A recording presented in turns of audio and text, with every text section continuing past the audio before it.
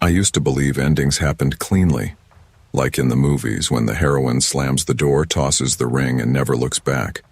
But real-life endings are slower, messier, and sometimes they don't even end at all. When I first met Ryan Keller, he seemed like the kind of guy who belonged on the cover of a fitness magazine. Perfect teeth, easy smile, and that type of confidence that made you think he had everything figured out. We met at the gym in Buffalo, New York. I was 26 back then, just starting my career as a veterinary nurse. I didn't have time for much, long shifts, late nights at the clinic. But Ryan noticed me, and for a girl who'd spent most of her life blending into the background, that meant something. "Hey, you're the girl who always reads on the treadmill," he said one evening, flashing me that smile. I laughed, embarrassed. "It keeps me from watching the clock." That was how it started. A comment, a smile, and before I knew it, he was offering me rides home, taking me out for late-night pizza, texting me good morning before my alarm even went off. He made me feel chosen, and I mistook that for love. For a while, things were good. He was funny, affectionate, even a little protective. But over time, that protection started to feel more like possession. "You're late again," he'd mutter when I got home after an emergency surgery. "It was a dog hit by a car, Ryan. What did you want me to do, just leave?" "You put animals before me," he snapped. "Always have." I brushed it off. Relationships take compromise, I told myself. But the cracks deepened. He got jealous when I laughed too long at a coworker's joke. He accused me of flirting when I wore scrubs that weren't baggy. The final straw came one night over cheap takeout, when he admitted, without shame, that he'd hooked up with a babysitter from his sister's neighborhood. He said it with a shrug, like it wasn't betrayal, just a slip. I didn't scream. I didn't throw things. I just packed his clothes into trash bags, set them by his car, and told him we were done. He didn't argue. Not at first. He just stood there, eyes dark, lips curled into something that wasn't quite a smile. "You'll regret this," he said quietly. "You'll see I'm the only one who actually cares about you." I didn't answer. I closed the door, leaned against it, and felt the relief wash over me. Within a week, I signed a lease on a 2-bedroom apartment on Hudson Street. It was small, the paint was peeling, and the faucet dripped no matter how hard I twisted the handle, but it allowed pets. I brought my Labrador, Cooper, and my 2 cats, Milo and Pumpkin. It wasn't perfect, but it was mine. For the first time in years, I felt free. But freedom has a way of showing its cracks too. The animals noticed first. Cooper growled at corners where nothing stood. Milo scratched at the closet door at night, yowling until I let him out. Pumpkin sat in the front window, hissing at shadows. I told myself they were adjusting, that pets felt stress just like people did. But by the 3rd week, I started to understand. They weren't reacting to the apartment. They were reacting to him. And Ryan wasn't done with me. It started small. So small I almost convinced myself it wasn't happening. One night, I came home from work to find my apartment door unlocked. I froze in the hallway, my pulse hammering in my ears. Had I forgotten to lock it? Inside, nothing was missing. Not my laptop, not the TV, but on my pillow sat Milo's toy mouse, the one he carried everywhere. Only I hadn't left it there. A chill ran through me. The next evening, my Wi-Fi router kept shutting down. When it finally restarted, I checked the available networks on my phone. There, beneath the neighbor's Smith family Wi-Fi and Netgear 93, was a new one. Jess loves RK. I sat on the couch, my hands trembling so badly I could barely hold the phone. It couldn't be him, I told myself.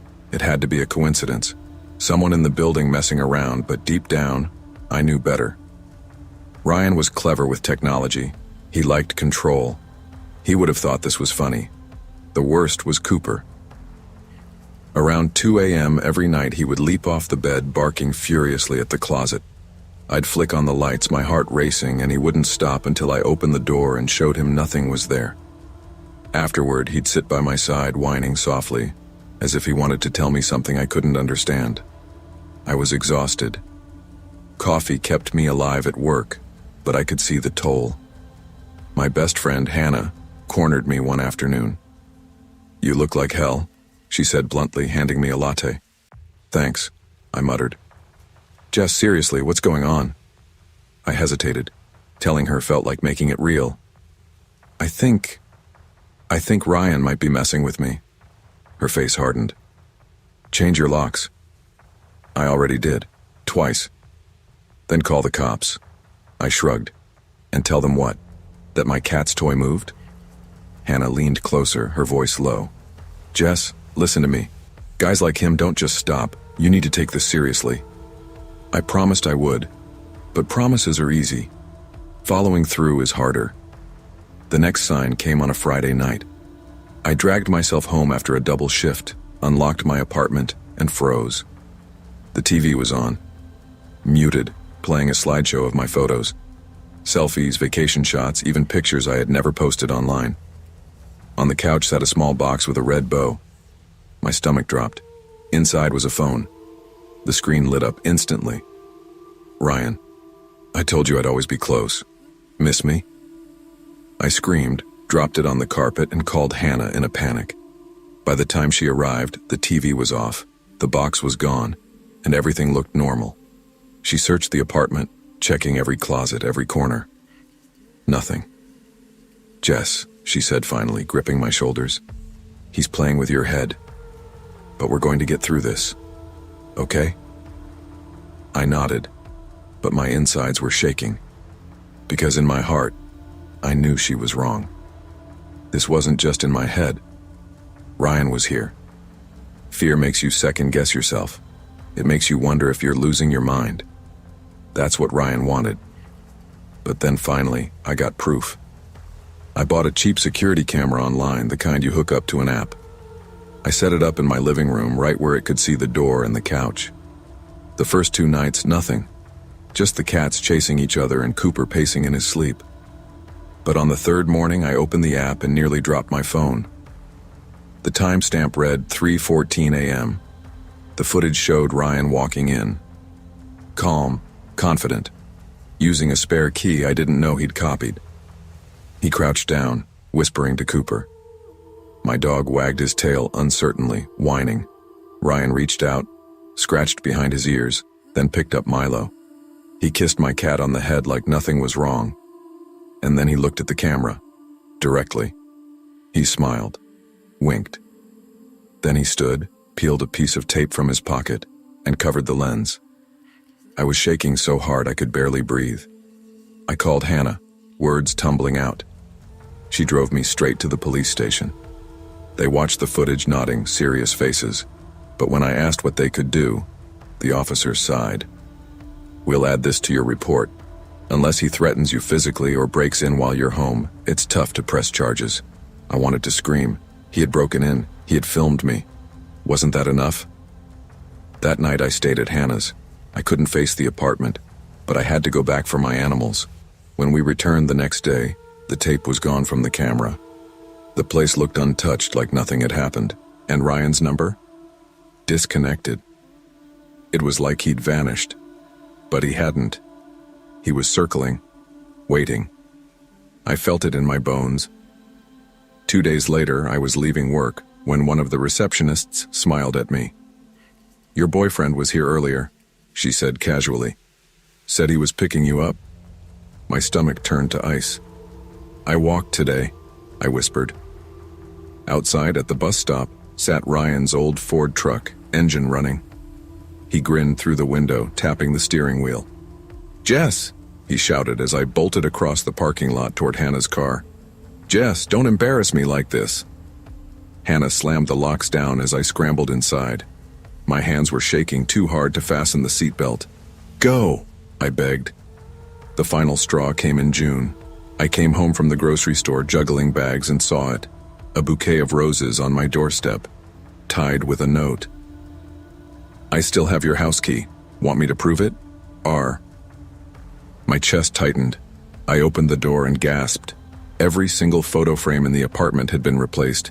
My family pictures, vacation shots, even my clinic group photo, all replaced with pictures of me. Sleeping, some from close up, some from strange angles, some from weeks ago. I dropped the groceries, scooped up Cooper and the cats, and ran. That night, I filed an emergency restraining order. When police searched the apartment, they found 3 hidden cameras. One in my bedroom vent, another in the smoke detector, and one in the bathroom light fixture. That was the breaking point. Ryan was arrested 2 weeks later. Not for me, but because he was caught breaking into another ex-girlfriend's place in Rochester.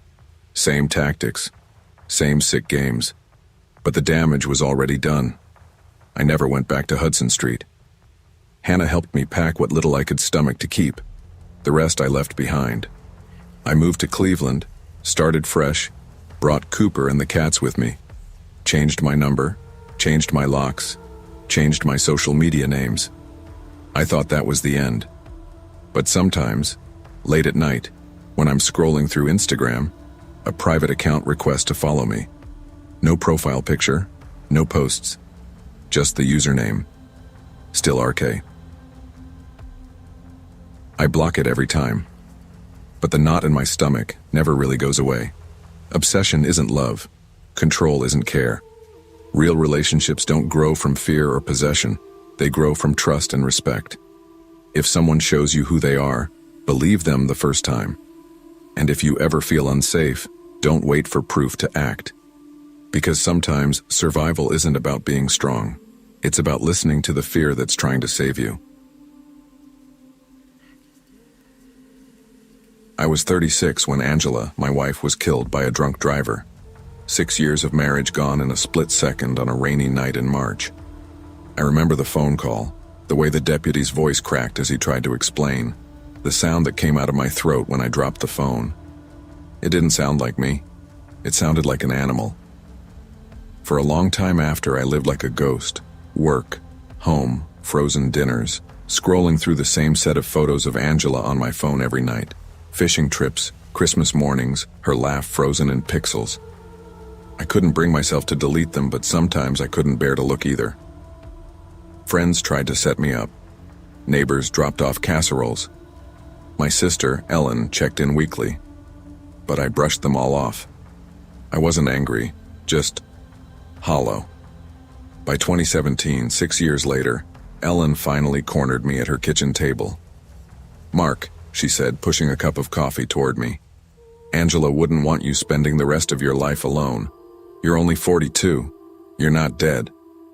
I tried to joke it off. "Feels like it most days." Her eyes softened. "At least try. Put yourself out there. You don't have to marry anyone tomorrow. Just live a little." That night, alone in my house with the hum of the refrigerator for company, I sat down at my computer. I stared at the screen for nearly half an hour before typing in the words, "dating sites near me." That's how I found HeartLink. It wasn't slick like the apps today, just profiles, a few grainy photos, and messages that looked like emails. With shaking hands, I created a profile. I kept it simple. A few pictures from fishing trips, one in front of my old Ford truck, and the truth. I was a widower. For weeks it was dead ends, matches that fizzled, awkward conversations that stopped mid-sentence. Until one night, a message popped up, from Sophie Lane. "Your smile seems genuine. That's rare." I stared at it for a long time before I replied. Sophie's profile picture showed a brunette in her late 30s, smiling with a golden retriever at her side. Her bio was short. Loved books, loved hiking, worked in retail. But her messages were warm, real. She asked about Angela, and when I finally told her the story, she wrote back, "Grief never really leaves us. I had a broken engagement once. Different kind of loss, but I know the ache." It felt like she understood in a way no one else had. We talked about everything, awkward customers at work, our favorite movies, old family recipes. I told her about the time Angela burned Thanksgiving dinner by forgetting to defrost the turkey. She told me about her grandmother's lasagna recipe she could never quite get right. For the first time in years, I felt alive. 3 weeks passed in a blur of messages. I'd rush home from work, microwave a frozen dinner, and sit at my computer like a teenager waiting for her name to pop up. Finally, I typed, "Would you like to meet in person? No pressure." Her reply came quick. "Yes, but let's keep it simple. Small bar, not too crowded. Saturday night?" We settled on Benson's Tavern, a place with wood-paneled walls, sticky floors, and the kind of bartenders who remembered your order after 2 visits. I hadn't been there in years, but it felt safe. Neutral. Saturday came. I put on my best button-up, shaved carefully, even dabbed on cologne I hadn't touched since Angela died. My hands shook the whole drive over. I got there early, ordered a soda to calm my nerves, and waited. That's when the bartender, Emily, leaned over. She was a college kid, maybe 20, with a nose ring and a quick smile. "Waiting on a date?" she asked. I laughed nervously. "Yeah, first one in a long time." I pulled out my phone and showed her Sophie's picture. Her smile faltered. She leaned back, whispered something to a guy at the end of the bar, then came closer again, her voice low. "Sir, I think you should know. That woman isn't who you think." I frowned. "What do you mean?" Emily glanced toward the door, then lowered her voice. "We've seen him before. A guy, middle-aged. He uses fake profiles, different names, different photos, matches with women, sometimes men. He sets up meetings here. Last time, cops had to be called." Her words sank into me like ice water. "You're saying Sophie isn't real?" She nodded slowly. "I'm saying be careful." My stomach turned. Weeks of late-night conversations, confessions about Angela, all those moments I thought were real. It couldn't have been fake. Could it? Just then, my phone buzzed. Sophie. "Parking now. Be inside in 2 mins." Emily's hand shot out, squeezing my wrist. "Don't leave. My dad owns this bar. I've already called the police." The whole room seemed to hold its breath. A minute later, the door creaked open. It wasn't Sophie. It was a man. Tall, stocky, mid-40s, baseball cap pulled low. He scanned the room, and then his eyes landed on me. And I recognized him. Kevin Walsh. My chest went cold. Angela's ex-boyfriend. Angela had told me about Kevin years earlier, before we married. Controlling, manipulative, wouldn't take no for an answer. She broke it off, and he didn't take it well. He called her for months, showed up at her work once, left notes on her windshield. Eventually he faded away, or so I thought. Now here he was, standing in Benson's Tavern, smirking like the devil. "Mark," he drawled, starting toward me. "Damn, you got old." I stood up, backing away instinctively. My legs felt like cement. Emily's dad and 2 truckers stepped between us. One of them muttered, "Not tonight, pal." Kevin's smirk twitched. He looked around the bar, probably realizing half the eyes in the place were on him. Outside, sirens wailed. Kevin's face hardened. He bolted for the door, but deputies tackled him in the parking lot. I sank back onto my stool, hands trembling. Emily slid me a glass of water. "You okay?" she whispered. I nodded, but the truth was, I wasn't, not even close. The aftermath was worse than the confrontation. Police searched Kevin's laptop. They found multiple fake female profiles, Heartlink, other apps, even Facebook. He'd been catfishing widows, divorcees, single moms, even young women barely out of high school. Sometimes he humiliated them, sometimes he stalked them, sometimes worse. When I asked an officer why he targeted me specifically, he showed me chat logs. Kevin had known who I was the entire time. Every sweet message, every line about grief, every false detail about lasagna recipes, carefully written by him. He wanted me to trust him, to open up, to relive my pain so he could twist the knife. His last message, sent right before his arrest, was printed in black and white. "Angela chose you over me once. This time I win."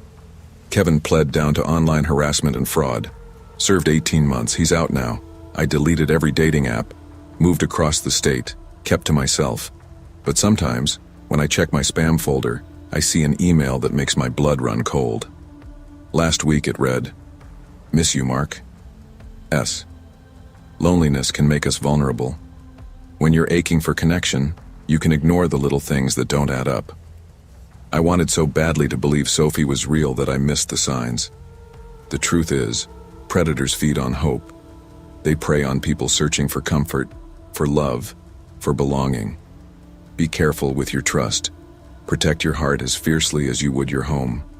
And remember, real love doesn't hide behind masks, false names, or manipulations. Real love doesn't exploit your wounds. I never liked office parties. At 31, I was a mid-level project manager at a marketing firm in Chicago, and the thought of mingling with coworkers while pretending to enjoy lukewarm cocktails and awkward small talk didn't appeal to me. I'd spent most of my adult life learning to blend into the background, to smile politely while keeping my distance.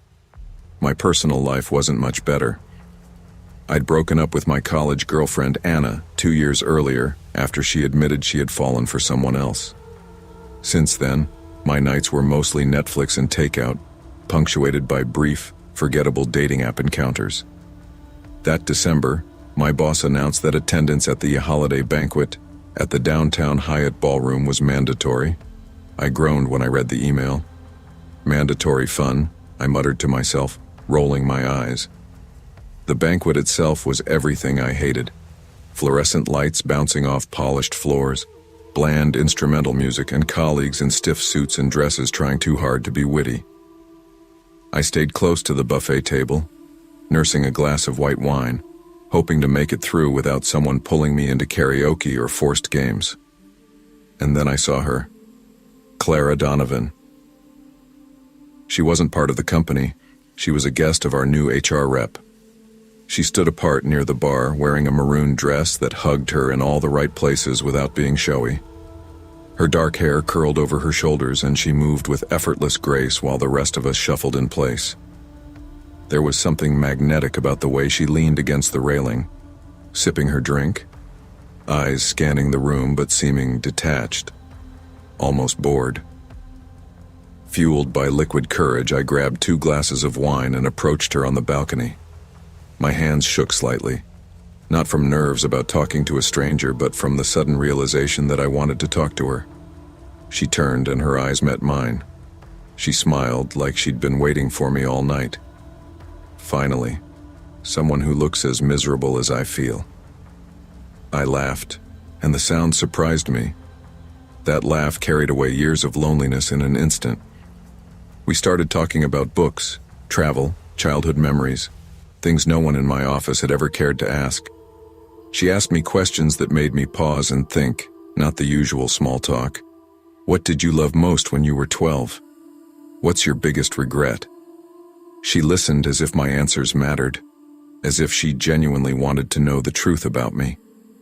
When the party ended, we walked outside into the cold Chicago night. She brushed snow from my coat sleeve and said softly, "This was the best part of the whole night." For the first time in years, hope didn't feel like a cruel joke. I felt alive again. The next few weeks were a blur. I wasn't sure if it was the magic of winter, the effect of finally feeling seen, or just that Clara had a way of making everything feel cinematic. Our first official date was at a jazz bar downtown. She closed her eyes during the music, swaying gently, lost in the rhythm. It felt intimate, like the world had shrunk to just the 2 of us. We cooked together in her small apartment one night. I burned the garlic, and she laughed, really laughed, and I found myself wanting to make her laugh even more. Texts became late-night confessions. She told me she had been lonely, craving something real and deep, not the casual flings that seem to dominate modern dating. I told my sister about her, my parents too. Everyone said the same thing. I was smiling again. I thought I'd found someone who matched my energy, someone who could share both my quirks and my quiet moments. By the second month, Clara was practically living at my apartment. Her sketchbooks were stacked on my coffee table. Her scarf hung casually over my chair. I didn't mind. I liked her presence, the way she filled the apartment with her energy. But then came the first argument. It was small, stupid even. I mentioned grabbing lunch with a female coworker. Clara's expression changed instantly, her lips pressing into a thin line. "So you take other women out now?" I tried to laugh it off. "It's just lunch, not a date." "Do you think she's prettier than me?" No answer could calm her. That night ended with her sitting on my living room floor, tears streaming, whispering, "Every man leaves me. Promise you won't." I promised. I wish I hadn't. The jealousy didn't stay contained, it spread like poison. If I stayed late at work, she demanded proof. Screenshots, video calls. She was convinced my best friend, Kara, had designs on me and began sending her messages. "Stay away from my man or you'll regret it." Kara showed me the texts. Her warning was blunt. "This woman isn't stable. Please be careful." I thought I could manage it. I told myself love meant patience, understanding. But every boundary I tried to maintain seemed like a threat to her. Clara began rearranging my life. She said my job was beneath me, suggested I quit and freelance so we could create together. She replaced my framed photos with her art, hung her candles, subtly changing my apartment to match her vision. She even discouraged me from visiting my parents, claiming they didn't understand her. Whenever I resisted, she threatened to leave, or worse. Once, she leaned in close, voice calm but terrifying. "If you ever tried to walk away, I'd make sure no one else could ever have you." Her tone was flat, cold. I laughed nervously, but the chill stayed with me. Spring came, and with it, the unraveling. At a rooftop office mixer, Clara insisted on tagging along. She scanned the crowd, her eyes flicking to every woman who spoke to me. When a coworker, Melissa, complimented my tie, Clara leaned in close and whispered, "She wants you. Don't deny it." Later, in front of everyone, she spilled red wine on Melissa's white blouse. She smiled like it was an accident. That night, I told her it was over. Her reaction was chilling. She stared at me for a long moment, then laughed, a sound that sent shivers down my spine. "You think you can end this? You're mine. I'll never let you go." The days after the breakup were hell. She texted from dozens of numbers, begged, threatened. She left wilting flowers at my door with notes that read, "You'll come back." At 3 a.m., scratching at my door became routine. Once, when I looked through the peephole, she was there, holding a knife, smiling.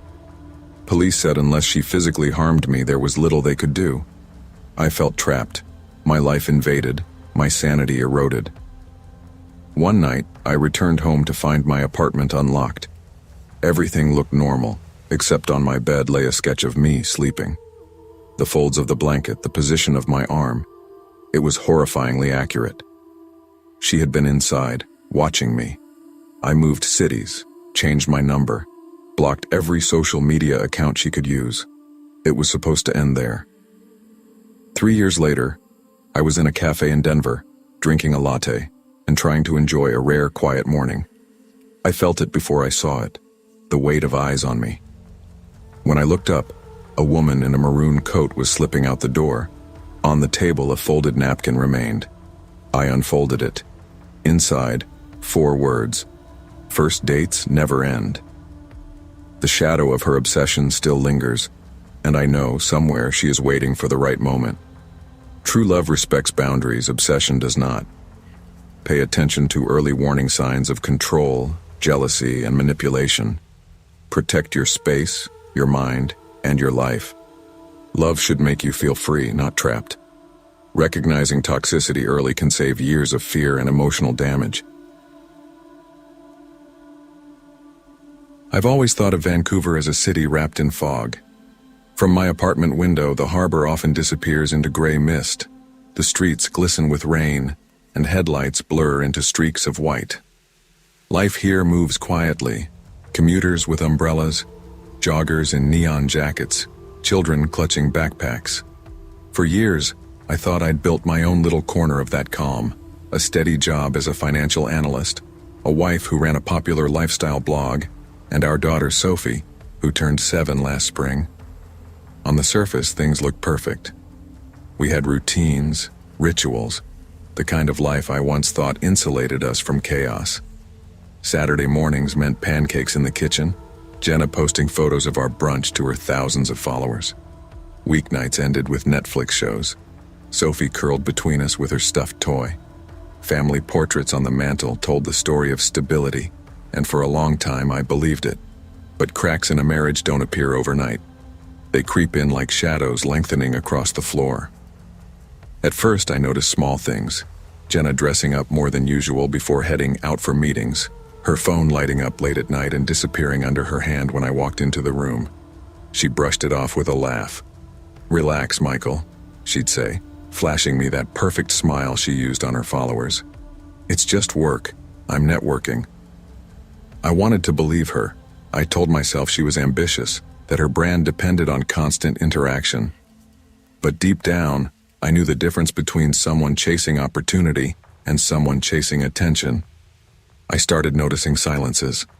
The way she slipped outside for phone calls during dinner. The new perfume lingering on her coat when she came home past midnight. The way she avoided my eyes when I asked, "Did you have a good night?" She used to chatter endlessly about her day. Brands reaching out, friends she'd met for coffee. But her stories grew shorter, vaguer, until whole evenings passed without her speaking more than a few sentences to me. Our laughter faded. Our bed felt colder. One rainy Thursday, I came home early from the office. My umbrella dripped onto the carpet as I kicked off my shoes. The apartment smelled faintly of vanilla candles, Jenna's favorite. Her laptop sat open on the counter, screen glowing. I didn't mean to pry, but the message popped up before I could look away. "Can't wait to see you tonight." The emoji cut through me like glass. It wasn't the kind of message you send a client. My chest tightened, pulse hammering in my ears. For a second I thought I might throw the laptop against the wall, but I froze, staring at the words until they blurred. That night, I said nothing. Jenna breezed in later, humming softly, a faint blush on her cheeks. She kissed Sophie's forehead, tucked her into bed, then turned to me with casual ease. "You're quiet tonight. Long day?" I wanted to scream. Instead, I swallowed it, my throat dry. "Yeah, long day." That was the night the fog settled into my chest. The night I realized I didn't know my wife anymore. The thing about suspicion is that it consumes you in silence. You start cataloging moments, watching for slips, piecing together fragments like a detective no one asked you to be. I began noticing patterns. Jenna's networking dinners always happened on the same nights of the week, Tuesdays and Fridays, sometimes stretching past midnight. Rideshare receipts appeared in our joint inbox, trips to downtown towers I'd never heard her mention. Flowers arrived once, left on her desk with no card, their scent filling the apartment with sweetness I couldn't bear. One Sunday morning, Sophie tugged at my sleeve. "Daddy," she whispered, holding her stuffed rabbit. "Mommy said she's meeting someone special tonight." My heart clenched. "What did she say, sweetheart?" "That she has to look pretty for him." I forced a smile. Maybe she meant a business meeting. But I knew better. The paranoia grew. I started leaving the office early under excuses of finishing work from home. I'd sit in my car near the apartment watching the entrance. Once, I followed her discreetly, staying a few cars behind. The rain fell hard, blurring the windshield. She stepped out of an Uber in front of a high-rise downtown, laughing as she slipped into the lobby with a man I didn't recognize. He was tall, confident, hand resting on her back like he owned her. I sat there gripping the wheel, nails digging into my palms. She disappeared into the building, swallowed by golden light. I couldn't bring myself to follow. I just sat in the car until the rain stopped, until the city lights blurred through my tears. At home, she breezed in hours later, smelling of wine and perfume. She tossed her heels aside, sliding into bed without a word. I lay awake beside her, staring at the ceiling, my chest heavy with the weight of everything unsaid. The next morning over coffee, I tried. "Jenna, who's Oliver?" She paused mid-sip, her eyes flicking up to mine. Then she laughed softly, almost pitying. "Oliver? You're being paranoid, Michael. You really need to relax." The way she said it, dismissive, amused, lit a fire inside me. But I said nothing. Instead, I started keeping records, screenshots of her receipts, times she left, times she returned. A notebook hidden in my desk, pages filled with dates and details. I felt insane, like a conspiracy theorist piecing together nonsense. Yet every line I wrote confirmed the truth.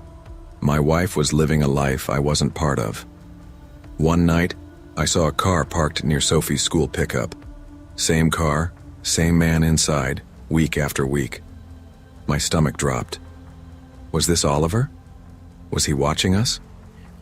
The fog around me thickened. I couldn't tell anymore if I was protecting my family or losing my mind. I couldn't keep it inside any longer. The silence was eating me alive, and Sophie deserved better than a father unraveling in secret. It was a Friday evening, the rain tapping against the windows. Sophie was asleep, her soft breathing steady through the baby monitor. Jenna was in the living room scrolling through her phone, a glass of red wine at her side. I stood in the doorway, my hands trembling. "I know you're seeing someone else." She didn't look up. "Michael, not this again. I've seen the messages, the flowers, the dinners. I followed you. I saw you go into that condo downtown with him." Her eyes finally lifted, calm and cold. "And what? You think you can stop me?" The way she said it, flat, almost amused, made my chest ache. "Jenna, we have a daughter. How could you do this?" "I need more than this life," she said, her voice sharp. "More than routines and spreadsheets. You're trapped, Michael. I refuse to be." Before I could respond, I heard movement. A man stepped out from the hallway. Oliver. Taller than I'd imagined, broad-shouldered, confidence radiating off him like heat. He smirked. "Looks like the husband finally figured it out." My throat closed. He was in my house, my safe space. "Get out," I said, my voice shaking. He stepped closer. "Or what?" I grabbed the nearest thing, Sophie's stuffed rabbit from the couch, and held it like a shield, my voice breaking. "She's upstairs, my daughter is here, get out." For a tense moment, no one moved. Jenna's face was unreadable. Then Oliver laughed softly, stepping back. "You're pathetic." He brushed past me, leaving the apartment with a casual wave. The door slammed, echoing in the silence. I turned to Jenna, my heart pounding. "You let him into our home with Sophie here." Her expression was cold, detached. "You'll never understand. I need more than you." I realized then I'd already lost her. Jenna left 2 weeks later, no fight, no drawn-out goodbye. Just a suitcase by the door and a note that read, "Don't make this harder than it has to be." Oliver picked her up in a sleek black car, and I stood at the window, Sophie's small hand in mine, watching her mother disappear into the fog. Sophie didn't understand. "When's Mommy coming back?" I forced a smile, my throat tight. "She needs some time away. But I'm here, always." Life without Jenna was quieter, lonelier, but also clearer. I kept routines alive for Sophie's sake. School drop-offs, bedtime stories, weekend pancakes. But every night, I checked the locks twice, scanned the streets for unfamiliar cars. Every creak in the apartment made me flinch. One evening, I found Sophie drawing at the kitchen table. She held up her picture, a house with 2 stick figures inside, me and her. Outside, a taller figure stood in the rain. "Who's that?" I asked gently. "Mommy's friend," she whispered. My chest tightened. Even at 7, she knew more than I wanted her to. Weeks turned into months. Jenna's social media flaunted her new life. Photos in a downtown penthouse, dinners with Oliver, her smile brighter than it ever was at home. She looked free.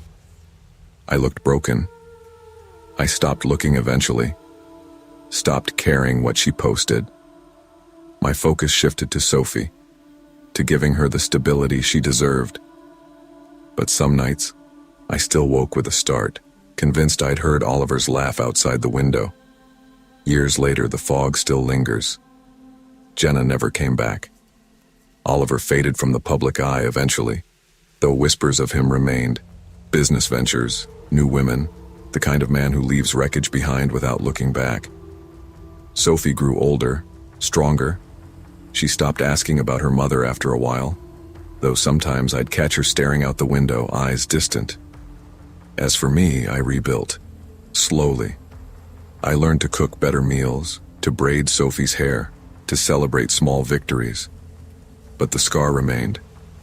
The knowledge that betrayal can walk into your home wearing the face of someone you loved. Every morning I checked the locks before leaving. Every night I triple bolt the door. Not because I think Oliver will return, but because I know now how fragile safety really is. Trust, once broken, never fully heals. You learn to live with the cracks to build a life around them. And when the fog rolls in from the harbor, blurring the city lights, I remind myself, sometimes the greatest danger isn't a stranger lurking in the shadows. It's the person who promised to love you quietly opening the door to let the danger in. I used to believe that toxic relationships only happened to other people. The women you read about in news articles, or the cautionary tales your mom slips into conversation. I thought I was too smart, too independent, too careful to ever let someone like Ethan Blake into my life. But the truth is, you don't notice the red flags when you're blinded by the thrill of being wanted. It was July 2017, the middle of a sticky Chicago summer, when my best friend dragged me to a rooftop party in Fulton Market. I was 24, working as a junior PR assistant, and I felt like I was constantly drowning in adult life. Bills, deadlines, the crushing loneliness of being new in the city. The rooftop was alive with music, neon lights bouncing off the skyline, and for once I let myself feel free. That's when I saw him.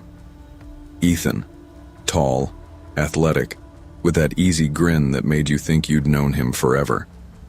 He handed me a drink like he'd been waiting for me all night. "New here?" I asked, trying not to blush under his gaze. "From Seattle," he said. "Needed a fresh start. Messy breakup." We talked for hours. About nothing. About everything. And when the party ended, he walked me to my car. By the time I got home, he'd already texted me. "Tonight was the best I've had in years. You're different, Maddie. Don't disappear." The whirlwind began instantly. Good morning texts. Coffee dropped off at my office with little notes like, "To my favorite girl." Late night phone calls that stretched until sunrise. For the first time in a long time, I felt seen. "You're the only one who gets me," he whispered one night, his arm wrapped around me like a lifeline. I believed him. I wanted to believe him. But the shine wore off quickly. He started with my clothes. "That skirt makes you look cheap, babe. Why not wear the blue dress I like?" Then it was my friends. "Lily's not good for you, she's jealous. You're too good for people like her." I brushed it off. Love makes you compromise, I told myself. But when my childhood friend Michael visited, things shifted. At the bar, Michael hugged me hello and Ethan's face darkened. "You think I'm stupid?" he hissed when we got home. "You think I didn't see the way he looked at you?" Before I could respond, my phone buzzed. 1, 2, 10. By the end of the hour, 37 texts poured in from Ethan, swinging between, "I love you, don't leave me," and, "If you ever talk to him again, I'll make sure you regret it." That night, I should have run, but I didn't. Instead, I told myself he was just passionate, just scared of losing me. I had no idea how far his fear would go. By September, Ethan had a copy of my apartment key. I never actually gave him one. I think he made it himself the day I let him borrow mine to grab groceries. One night I came home to find the furniture rearranged. My couch angled toward the window, books stacked neatly on the table. "Made it better," he said with a shrug, like it was his right. I laughed nervously, but a chill crept down my spine. He started picking me up from work unannounced, sitting outside my office for hours. "Just wanted to see you," he'd say, grinning. Sunday dinners with my parents stopped. "They don't care about you like I do," he told me. "They don't understand what we have." It was subtle, the way he pulled me away from everyone I loved. And once he had me isolated, the mask slipped. One night, after I refused to quit my job like he wanted, his face twisted. "You're ungrateful," he spat. When I pushed back, he slapped me. The sound rang in the air like a gunshot. I gasped, clutching my cheek, but he just laughed. "Relax, baby. You make me crazy.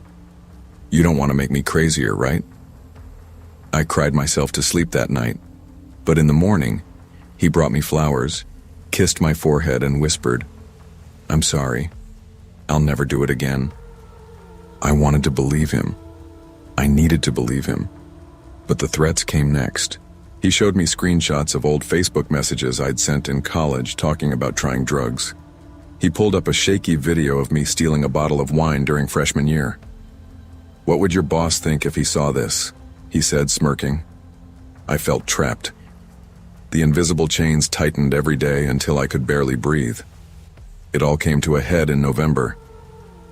I had started secretly planning to leave, packing small bags, squirreling away money, making excuses to be away from the apartment, but Ethan sensed it. One night there was a knock at the door. I peeked through the peephole and saw a delivery driver holding flowers. I opened it cautiously, and Ethan shoved inside, locking the door behind him. "If I can't have you," he said flatly, "nobody will." My blood ran cold. That's when he showed me the cameras, one hidden in my smoke detector, another behind the vent. "I've watched you sleep," he said, grinning. "I know everything you do when you're alone." I thought I might faint, but survival instincts kicked in. "Ethan, you're scaring me," I said softly. "Let me make you a drink. We'll talk. Calm down." He smirked. "This better not be poison, Maddie." I crushed the leftover painkillers from my wisdom teeth surgery, mixed them into a glass, and handed it over. He laughed as he gulped it down. Minutes later, he slumped onto the couch, unconscious. I called my brother in a panic. He arrived within 20 minutes, eyes wide when he saw Ethan sprawled out. Together, we dragged him into the alley and called 911 anonymously. When the police arrived, they arrested him for trespassing, stalking, and unlawful surveillance. For the first time in months, I felt like I could breathe. But my relief was short-lived. Ethan's lawyer was slick, too slick. By spring, he was out in under 6 months. When I heard the news, I packed everything I could fit into a U-Haul and drove across the country to Portland, Oregon. I changed my number, quit social media, got a new job, a new apartment. I rebuilt my life piece by piece, cautiously, like I was walking on broken glass. For years it worked. I went on hikes, made new friends, started baking bread like some cliché. I smiled again. I breathed again. But the shadows never really left. At night I double-checked the locks. I slept with a baseball bat beside the bed. Sometimes I swore I saw him in a crowd, only to blink and realize it was just a stranger. The fear became part of me. I told myself I was safe. Until 2023. It was a Tuesday evening. I had stayed late at work, walking home through the quiet Portland streets with my phone in hand. A notification buzzed. Instagram, a follow request. I froze. No profile picture, no posts, just the username. Forever Ethan, 17. My heart stopped. 6 years had passed since that humid night in Chicago when I first met him. 6 years since I'd looked into his magnetic grin and thought he might be the one. I blocked the account instantly. But the damage was done. My hands were shaking, my breath shallow. Because it meant one thing. He had found me again. And I knew deep down. Ethan Blake wasn't finished with me. Love is never about control. Possession isn't devotion. What begins with small criticisms, jealousies, and manipulations can grow into something dangerous, something that steals your freedom, your safety, and your sense of self. The lesson is simple. When someone shows you who they are, believe them. Don't wait for the slap, the threat, or the hidden cameras to recognize abuse. Your life, your freedom, your peace are worth more than any promise of love. I've always thought Edinburgh in winter was a city built for secrets. The stone buildings stand like old guardians, and when the fog rolls in from the North Sea, you can barely see a few steps in front of you. Our townhouse sat on one of those narrow lanes where the lamps throw long shadows across the cobblestones. It was beautiful, historic, and to me, it always carried a strange kind of weight. I'm Eric Lawson, architect, perfectionist by training and by nature. My life had always been built on clean lines and certainty. Rachel, my wife, was the opposite. She was warmth, color, unpredictability, the curator of an art gallery who could light up a room just by walking into it. For 10 years, that contrast worked. I built the walls, she filled them with life. But something changed. It started small. Rachel began taking evening classes, photography, painting, even a short story workshop. She claimed she needed inspiration for her exhibits to stay connected to the pulse of creativity. I encouraged it at first. I thought it was good for her. But soon, she was gone more often than she was home. One night, I asked, "Did you stay late at the class again? You never tell me what you actually do." She smiled without meeting my eyes. "It's private, darling. You know how it is with artists." That smile should have reassured me, but instead it unsettled me. Something about the way she delivered it, smooth, practiced, almost condescending, left me restless. Soon I noticed her phone glued to her hand. Messages deleted before I could glance at them. Her laughter drifting from another room, cut short when I entered. The bed grew colder. The warmth between us dimmed like a dying fire. Then came the letters. The first one appeared under the front door on a windy night in December. I bent down, thinking it was junk mail. But when I opened it, the handwriting was Rachel's. "I know what you saw. Don't try to stop me." I froze. My chest tightened as if the walls of the townhouse were pressing in. I confronted her immediately. "Rachel, what the hell is this?" I shoved the paper in front of her. She scanned it calmly, almost amused. "Eric, are you all right? That's not mine. Maybe you're overtired." Her composure was terrifying. I stared at her, searching for cracks, but she only tilted her head with that same smile. I wanted to believe her. God, I wanted to. But that night I lay awake, the note burning in my mind, listening to every creak in the house, every gust of wind, convinced someone was moving in the hallways. That was when the fog settled not just outside, but inside me. Paranoia has a rhythm. It doesn't crash in like thunder. It seeps in like a draft through old windows. It started with footsteps. I'd hear them in the hallway when Rachel claimed she was at her classes. Slow, deliberate, like someone testing the creak of each wooden board. I'd rush out, but the hall would be empty. The door always locked, or so I thought. Then, doors I was sure I had locked appeared slightly ajar. The bathroom window open in the morning when I hadn't touched it. Once, I found muddy footprints leading from the entry to the kitchen. Rachel brushed it off. "Probably Sophie from next door, she always tracks mud." But Sophie was 6 and those footprints were larger than mine. I tried to confide in friends. Over a pint at a pub, I told Alan, my closest friend, "Rachel's hiding something. There are notes, things happening in the house." Alan shook his head. "Eric, you've been under stress. That project nearly killed you. Maybe you need rest." That was the worst part. No one believed me. To everyone else, Rachel was radiant, charming, reliable. And me? I looked like a man cracking at the edges. Then came the second letter. "You can't protect her, they'll believe me, not you." I found it on my pillow.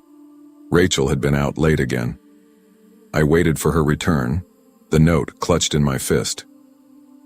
"Where are these coming from?" I demanded as she walked in, cheeks flushed from the cold or from something else. She read it, lips curling into the faintest smirk.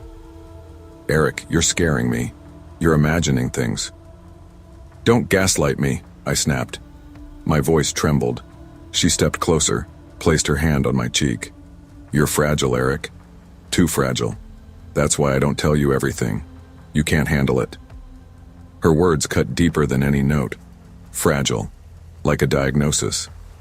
I began questioning myself. Were the footsteps real? The letters? Or was I losing my mind? That was the trap she set. The more I fought, the more insane I looked. One icy evening, I decided I couldn't rely on shadows anymore. I had to know the truth. I followed her. Rachel left the house bundled in her red scarf, walking briskly through the fog toward the bus stop. I trailed at a distance, heart hammering, my breath clouding the air. She rode across the city to a wealthy neighborhood, the kind with tall Georgian buildings and wrought iron gates. I watched as she approached a well-kept apartment. A man opened the door, older, confident, with an air of authority. She smiled, kissed his cheek, and walked inside. My stomach dropped. An affair. It had to be. I wanted to storm in, to drag her out, to scream. But I stayed rooted to the pavement, freezing, my hands shaking inside my coat pockets. I returned home numb. Hours later, Rachel walked in, hair slightly tousled, cheeks glowing. "How was class?" I asked. She smiled, kissed my forehead. "Productive. You worry too much." But the truth came out days later in the cruelest way. That man wasn't her lover. He was a psychiatrist. Rachel had orchestrated the entire thing. The texts, the notes, the late-night walks, all designed to make me appear paranoid. To our friends, to colleagues, to anyone who might intervene, I was becoming the unstable husband unraveling under pressure. And she was the loyal, suffering wife. The realization hollowed me. It wasn't just betrayal. It was warfare. The weeks that followed were hell. Notes continued to appear. I'd hear whispers in empty rooms, find the windows cracked open. My sleep vanished. At work, my hands trembled over blueprints and clients noticed. Every confrontation with Rachel ended the same. "Why are you doing this?" I begged one night, fists clenched. She tilted her head, eyes calm. "Doing what, Eric? You sound unwell." "This isn't love," I said, voice breaking. "Love?" She laughed quietly. "I'm teaching you reality. You've lived in your perfect little world too long." Her cruelty was subtle, meticulous. She didn't scream. She didn't strike. She just erased me piece by piece until I doubted every step I took. But one night I caught her. I came home early. The living room light was on. Rachel sat with the man from the apartment. My heart thundered. "Stop lying," I shouted. "I know the truth." Rachel looked at me with pity. "Eric, you're sick." The man cleared his throat. "Mr. Lawson, I'm a psychiatrist. Your wife brought me in because she's concerned about your mental health." I laughed bitterly. "Concerned? She's been staging all of this." Rachel shook her head sadly. "You see? Delusions." For a moment, I thought I'd lost everything. But I kept my phone in my pocket, recording the entire exchange. Her slip-ups, his presence, her manipulation, it was all there. That was the first night I realized survival meant more than defending myself. It meant documenting every move, building my own case brick by brick like the walls I'd designed my whole life. Rachel left weeks later, suitcase in hand, no goodbye beyond. I need time to rethink this marriage. Time, I knew, meant she had lost control of the narrative. My recordings gave me leverage, enough to threaten legal action, enough to stop her from turning everyone against me completely. She disappeared into the city's fog, and I was left with silence. The townhouse no longer felt like home. Every creak reminded me of deception. Every shadow looked like a trap. I learned to live cautiously, triple-checking locks, scanning rooms, questioning every interaction. Friends slowly returned when they realized I wasn't insane. But something inside me had shifted permanently. Betrayal doesn't always come in the form of passion or violence. Sometimes it arrives as meticulous, calculated cruelty, wrapped in the smile of someone you loved. Years later, I rebuilt my life. I worked again, found moments of peace, even laughter. But the scars remained. Trust became a rare currency, one I offered sparingly.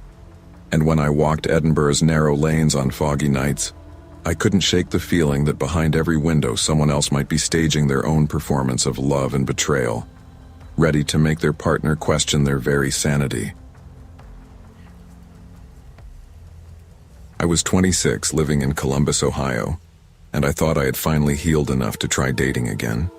My last relationship had been a 3-year disaster with someone I once trusted deeply, until I found out he'd cheated on me with my best friend.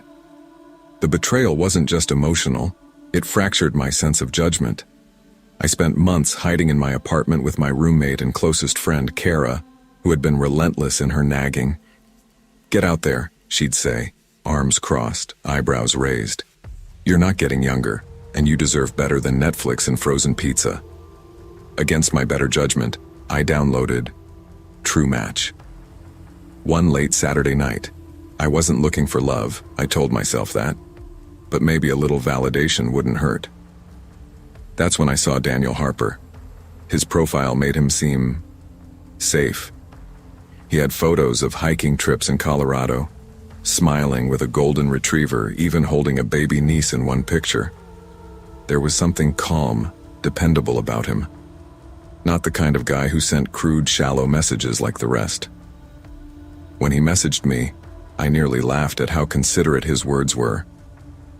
"I'd rather ask about your favorite childhood memory than your favorite drink." We spent 2 weeks talking before we met in person. Kara was skeptical, giving me that look she always did when she didn't trust someone, but I brushed her off. I wanted normalcy, and Daniel felt like that. Our first date was at a quiet downtown cafe.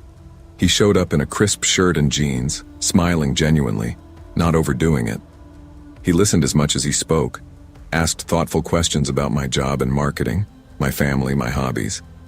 He even remembered little things I mentioned casually, like my obsession with 80s movie soundtracks. When he walked me to my car afterward, he said softly, "I'm glad I met you. I think this could be something real." For the first time in years, I believed it. I went home grinning like a fool. The first 3 months were idyllic. He brought flowers for no reason, cooked me pasta in his apartment while jazz played softly in the background. Once he even showed up at my office with a homemade lunch, charming my coworkers effortlessly. Kara warned me that it was too perfect, but I dismissed it. I wanted to believe in someone again.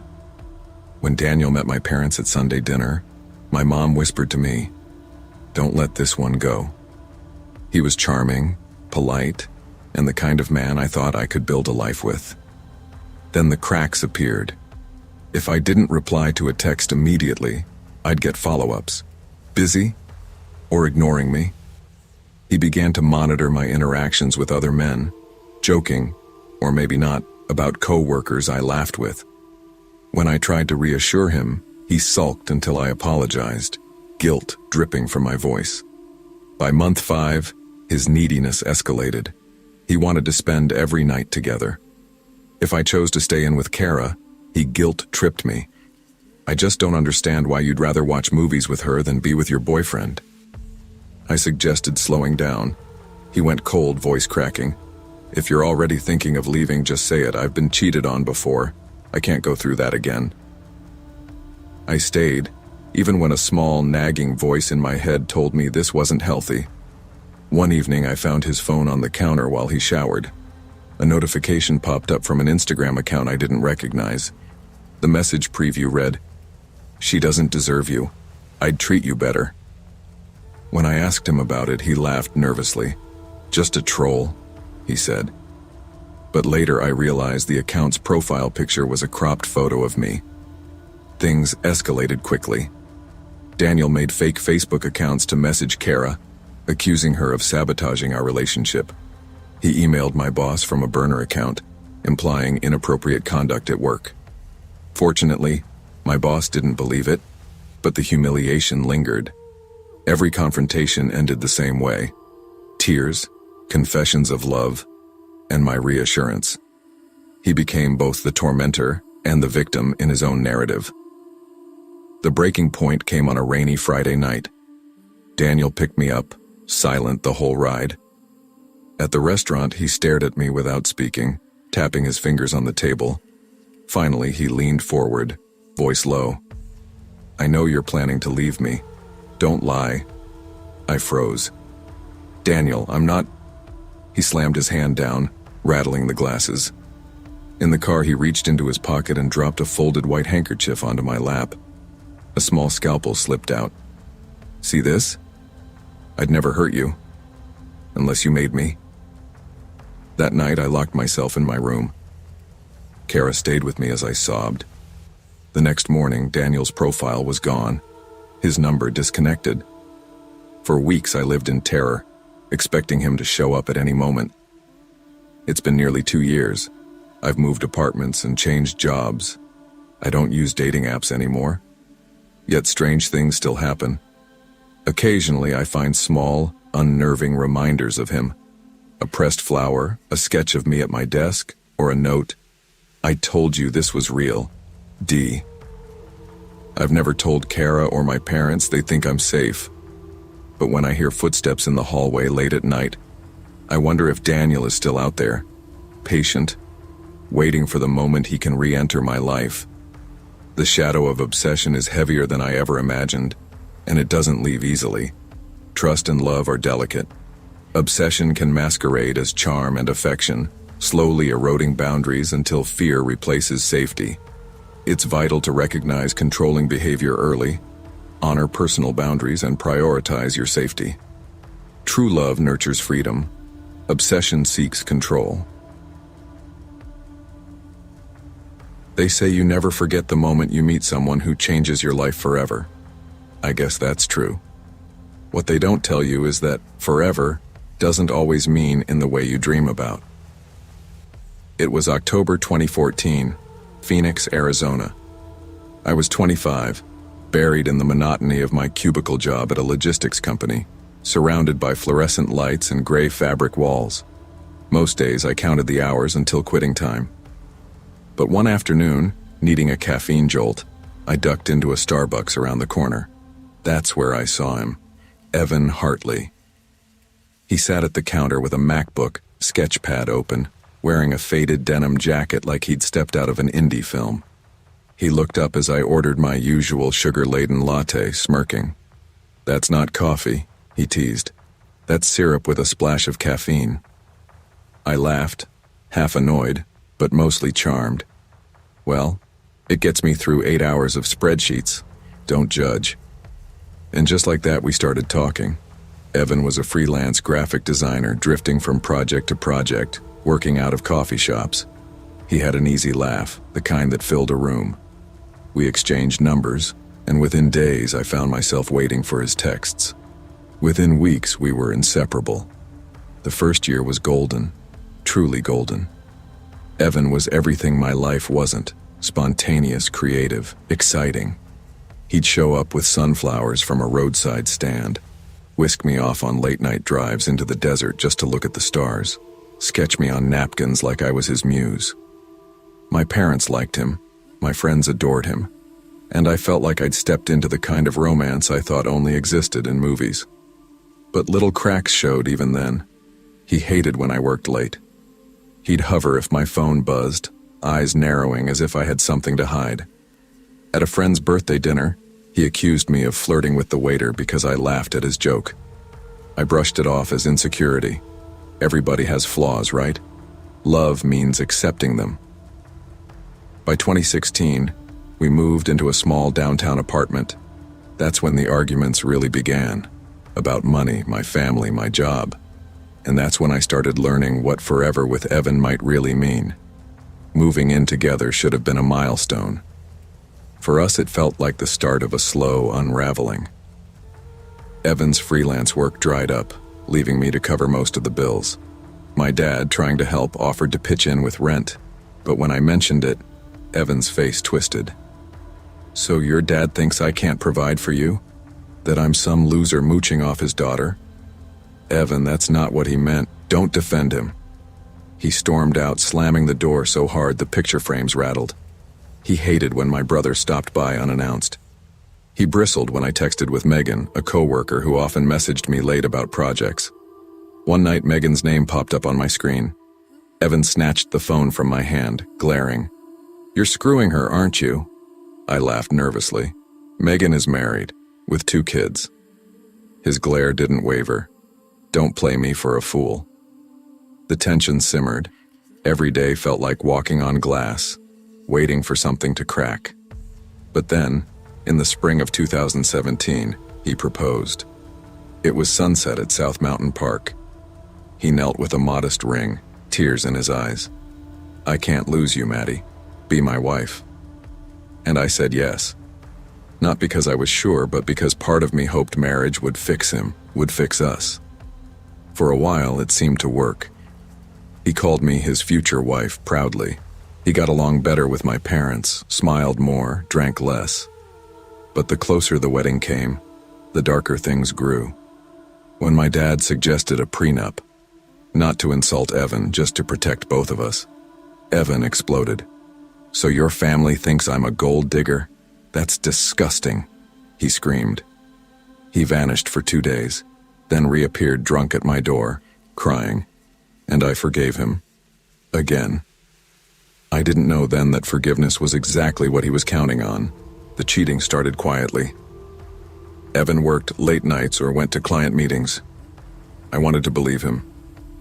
But little things didn't add up. Receipts for lingerie I never received. The faint smell of perfume on his hoodie. A stranger's hair in the passenger seat of his car. One night, curiosity, or maybe desperation, got the better of me. I opened his laptop. The messages were undeniable. Conversations with at least 3 different women. One was our neighbor. Another was a babysitter he'd helped drive home. My stomach dropped. When I confronted him, he didn't even deny it. He shrugged like it was no big deal. "They mean nothing. You're the one I'm marrying." I hurled the ring at him, my hands shaking. "We're done, Evan." That's when his face changed. The charm vanished. What I saw instead was cold, calculating fury. "You think you can leave me?" he whispered. "You think it's that easy?" That was the moment I realized leaving Evan wasn't going to be simple. It wasn't going to be safe. Evan refused to move out. He insisted his name was on the lease, that he had every right to stay. I started crashing at friends' places, avoiding home when I could. But Evan was everywhere. He locked me out of my own bedroom. He read my emails. He followed me to work, parked outside like a shadow I couldn't shake. When I blocked his number, he made fake accounts. He created a Facebook profile using my photos, posting humiliating captions. "Looking for men since my fiancé can't satisfy me." At night, I heard footsteps in the hall. Once, I peered through the peephole at 2 a.m. and saw him standing there with flowers, whispering, "We're still getting married, babe, you just don't know it yet." The worst came in August 2017. I walked into my apartment and smelled cigarette smoke. On the kitchen table sat a wedding cake topper, bride and groom figurines. The bride's head was broken off. My stomach turned. Before I could run, Evan stepped out of my bedroom grinning. "I've been waiting for you." I bolted, pounding on a neighbor's door until they let me in. Evan banged on the hallway walls, shouting promises and threats. "If you marry someone else, I'll kill him. You're mine forever." Police came. They found a spare key in his pocket, and later, a hidden camera in my smoke detector. Evan was charged with harassment, trespassing, unlawful surveillance. He served 9 months. 9 months. And then he vanished from Phoenix. I thought it was over. For years, I built my life back brick by brick. Therapy, long phone calls with my mom, new friends, a better job. But the fear lingered. Every knock on the door made my pulse spike. Every blocked number felt like a ghost. In 2022, I was scrolling LinkedIn after work. A notification popped up. Your profile was viewed. I clicked. The account had no photo, no work history, just 2 initials. EH. My blood ran cold. Years had passed. States separated us. He had no reason to know where I was. But I knew, deep down, Evan Hartley wasn't finished with me. Maybe he never would be. Love should never come with conditions of fear, control, or possession. What starts as small criticisms, jealous stares, or insecurities can grow into suffocating abuse. It's easy to excuse red flags when you're blinded by affection, but ignoring them can cost more than heartbreak. It can cost your freedom, your safety, even your life. Real love makes you feel safe. Anything else isn't love, it's control. And the sooner you see that, the sooner you can protect yourself. I was 27 when I left Derek and moved to Riverside, California. Derek was the safe choice. A finance guy with neatly pressed shirts, a reliable 9-to-5, and parents who adored him. For 3 years we had a life on rails, comfortable, predictable, and suffocating. The thought of a suburban house, a mortgage, kids by 30, and the endless grind made me feel trapped. One night, sitting across from him at our favorite Italian spot, listening to him drone about interest rates and tax brackets, I realized I couldn't do it anymore. I told him it was over. He cried. His family called me selfish. I told myself I was chasing freedom, chasing the unknown, chasing life that felt raw and untamed. Freedom came with a price. Loneliness. For months I filled the void with long walks along the river, Netflix binges, and wine that tasted like emptiness. Then, on a particularly lonely Saturday night, I downloaded Tinder. I wasn't looking for love. At least, that's what I told myself. I wanted excitement, a jolt, something that would make me feel alive again. I wanted the thrill of danger, the kind you get from fleeting affairs, whispered secrets, and stolen moments. That's when I met Nathan Crawford. His profile was minimalistic. A photo in a sharp suit standing beside a black Mercedes, and a bio that read, "Work hard, play harder, not serious." I almost swiped left until he messaged me. "Red is your color." I blinked. A picture of me in a red cocktail dress flashed in my mind. His words were simple but calculated, different from the generic lazy lines I'd been getting from others. There was confidence in them, ownership, something dangerous. Our first date was at Oakwood Grill, a dimly lit upscale spot. Saturday night, 8:30. Nathan was tall, broad-shouldered, and wore his receding hairline with bold confidence. He smelled of cologne that lingered on your skin long after someone left a room. When I arrived, his eyes lit up as if I'd just walked into his life and completed the picture. Pictures don't do you justice. We ate steak and lobster, drank champagne he ordered without asking. The way he leaned in, hand brushing mine lightly, voice low and commanding, made me dizzy. Not from the wine, but from the power he seemed to exert over me effortlessly. By dessert, I realized I was hooked. It didn't take long for the affair to escalate. Weekend getaways to Palm Springs, hotel rooms with soft lights and whispered promises, and gifts I never asked for but secretly cherished. Midnight phone calls where he confessed his life with his wife, Monica, felt empty and gray compared to the vibrancy he claimed to feel with me. I tried to convince myself I wasn't falling. Yet when his texts came, I dropped everything. But shadows were already creeping in. At first, Nathan's intensity was intoxicating. He made me feel special in a way that was addictive. But soon it became controlling. If I didn't respond immediately to a text, a second one appeared. Too busy for me now? He hated my Instagram photos. What if someone recognizes you? Are you trying to get caught? And if I mentioned seeing another guy casually, his face would darken instantly. You don't do that. You're mine. I laughed it off at first. It was an affair. It was supposed to be temporary, exciting, illicit. But he wanted more. He wanted to own me. I found myself walking on eggshells, anxious over my every message, every social media post, every word I spoke about anyone else. Melissa, my sister and closest friend, found out early on. She called me screaming one night after spotting texts and missed calls from Nathan on my phone. "You're going to get yourself hurt. He's married, Alyssa. Do you think he's going to leave his wife? He'll chew you up and spit you out." I told her she didn't understand. He was different. He made me feel alive again, made me laugh, made me feel like someone noticed me in a way no one ever had. I clung to that feeling even as I began noticing the warning signs I had ignored. Then came March 2021. Nathan had promised to meet me again at the Oakwood Grill. I arrived early, sitting nervously in a corner booth, fidgeting with my phone. When he finally showed up, he was late, sweating slightly, his eyes darting around the room. Tension hummed in the air like static electricity. Dinner began uneventfully, then a sharp voice cut across the restaurant. "Nathan, you bastard."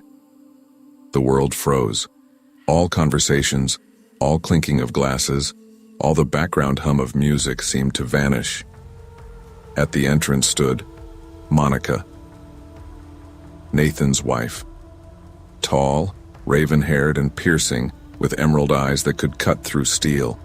Her hand slammed down on her purse, spilling its contents, and she glared at me. "You think I wouldn't find out? Wasting my money on this little slut?" My stomach flipped. Nathan stumbled over excuses, muttered apologies, but she wasn't hearing any of it. Her eyes, sharp and calculating, turned to me.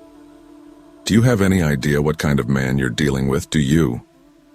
Her words were more than anger, they were a warning. And in that moment, I realized just how reckless I had been. Nathan whisked me out before things escalated further. In the parking lot, he grabbed my arm hard enough to bruise. "Listen to me. Monica doesn't matter. She'll never leave me. But you're not going anywhere." His voice was calm, chillingly calm. Fear wrapped around me like ice. After that night, things spiraled. Nathan began showing up at my apartment unannounced. He sent gifts, perfume, lingerie, flowers, each more extravagant than the last. It was as though he wanted the neighbors to notice, to witness his possession of me. Each package carried a threat disguised as affection. When I tried to break it off, he sent a message that froze me to my core. "If you walk away, I'll make sure no one ever touches you again. Ever." I blocked him. He found new numbers. He found new accounts. One night, Melissa called me, sobbing. Someone had sent her screenshots of my texts with Nathan, paired with threats about ruining her reputation if I didn't comply. I knew who it was. My affair was no longer just an affair. It had turned into an obsession, and I was trapped in its orbit. I started double-checking locks, looking out the windows before opening the door, walking the long way to my car, carrying keys in both hands. The anxiety was constant, like a shadow that never left. The final confrontation came unexpectedly. I was walking to my car in the dimly lit apartment parking lot, tired from work and trying to ignore the paranoia gnawing at me. A figure stepped out of the shadows. Nathan. His smile was wrong, too wide, too calm, almost predatory. He pressed something into my hand. A photo. I froze. It was me, sleeping, in my bed. "See? You're already mine. Don't fight it." The words weren't loud, but they echoed through my entire being.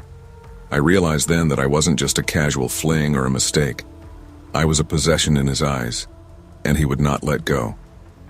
I moved a month later, changed apartments, changed jobs, cut my hair, deleted social media. I thought I was safe. But sometimes, when I check the front door in the morning, a single red flower lies there. No note, no card, just the reminder that Nathan hasn't let me go. That the danger, the obsession, the fear lingers. And I know in my gut that it always will. Desire without boundaries can be dangerous. The thrill of obsession may feel exciting, but it can quickly turn into fear and control. Protect yourself. Recognize warning signs early, and never compromise your safety or your sense of autonomy for the sake of desire. True intimacy is built on trust and respect, not control. Grief has a way of folding time in on itself. Some mornings in Pinehurst, Vermont, I'd wake and expect Luke to be outside honking the horn of his old Honda Civic, calling me lazy for sleeping in when we had basketball practice. But it was spring 2010 now, and Luke was gone. And no matter how hard I tried to keep moving, every street, every corner of our quiet town seemed to carry his ghost. Luke and I had been inseparable since we were kids. I was the cautious one, the guy who always double-checked his homework and played it safe on the field. Luke was everything I wasn't. Reckless, daring, a natural leader with the kind of grin that made you follow him even when you knew better. We balanced each other out. He'd push me into risks and I'd pull him back before things went too far.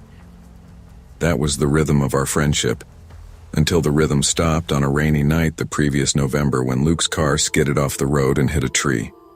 The official story was simple. He'd been speeding, maybe distracted. No one else was hurt, but I couldn't shake the weight pressing down on me. That night, Luke and I had fought. I'd been drinking at a friend's house, and I remembered, hazy but sharp in flashes, the argument we had over the phone. I remembered him picking me up, me slurring words, the two of us shouting, headlights cutting through rain. Then the next thing I knew, I was waking up at home with no memory of how I got there, and Luke was dead. For months, I carried the secret like a stone in my chest. Everyone said Luke had been alone in the car, but my brain kept replaying a different version, me behind the wheel, drunk, too slow to react. I told myself I couldn't confess, couldn't crush his parents with that truth. So I buried it, or tried to. By March, life had started to inch forward. I worked shifts at the hardware store, went through the motions of senior year, smiled when people expected it. But the nights were the worst. The nights were when the phone rang. The first time, I thought it was a wrong number.